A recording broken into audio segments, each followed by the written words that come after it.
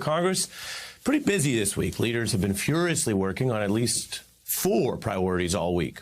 Hustling to avoid a debt default that Mitch McConnell was threatening until he blinked Wednesday.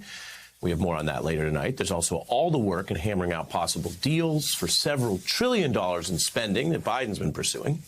Congress also deciding how to handle these Republican officials who are on the way to defying subpoenas in the insurrection probe with a deadline of midnight tonight.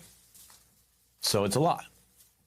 And amidst all that, there's another issue now rocking Washington tonight. A type of progress in the vow that Democrats made to pursue accountability for January 6th, with the Senate releasing damning findings today on Trump's attempt to overthrow the election, including premeditated efforts before the riot and insurrection on January 6th. These were by then-President Trump, demanding the DOJ take actions to overturn the election with attempted orders. The top DOJ officials took so seriously, they warned they would take the measure of mass resignation rather than comply with what they saw as clearly illegal orders to try to overthrow the election. This is the evidence of the coup. Trump's own lawyers also threatened to quit rather than join what they viewed separately as a, quote, murder-suicide pact. That's also evidence from this new report out today. As for that murder-suicide pact, it's not just some dramatic political rhetoric. Think about who's talking.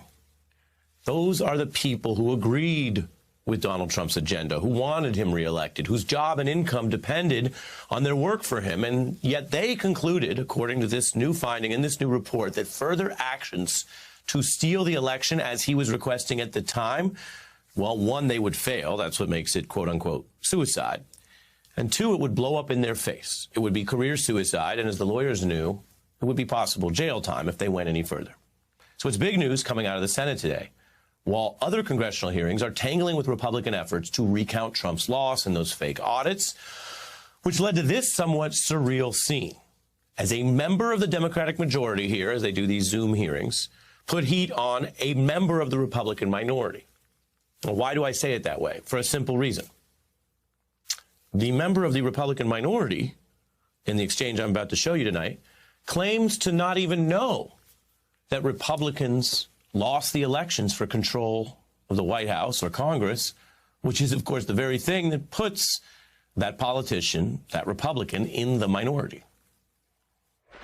The big lie lives now in these phony audits around the country. Mr. Biggs can correct me if I'm wrong. I hear him not even to be accepting the results of this audit, which say that Joe Biden got more votes than were lawfully reported by the state. Mr. Biggs, I'm happy to yield to you for that. Who won the election in Arizona? Donald Trump? We don't know, because as the audit, it demonstrates very clearly, Mr. Raskin, there are a lot of issues with this election. We have people today in this hearing trying to perpetrate the big lie. That's actually an important exchange. When that individual says, we don't know, that's not true. We do know. More importantly, while some things can be debated in life, we have a system of law. The law determines who won the election, and after that, whether you claim to know or not is really your own personal problem.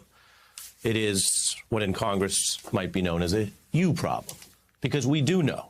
We know Republicans lost the White House. We know Republicans lost the Congress. So when they run around spending time and your taxpayer dollars saying the other things that add in their mind doubt, or they don't know, or even worse, they claim that somebody else won, they're just not in office, all of that is false.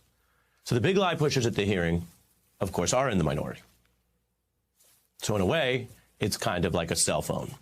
But I want to be clear with you. This is the top story now because it is about the present and the future, not just the past.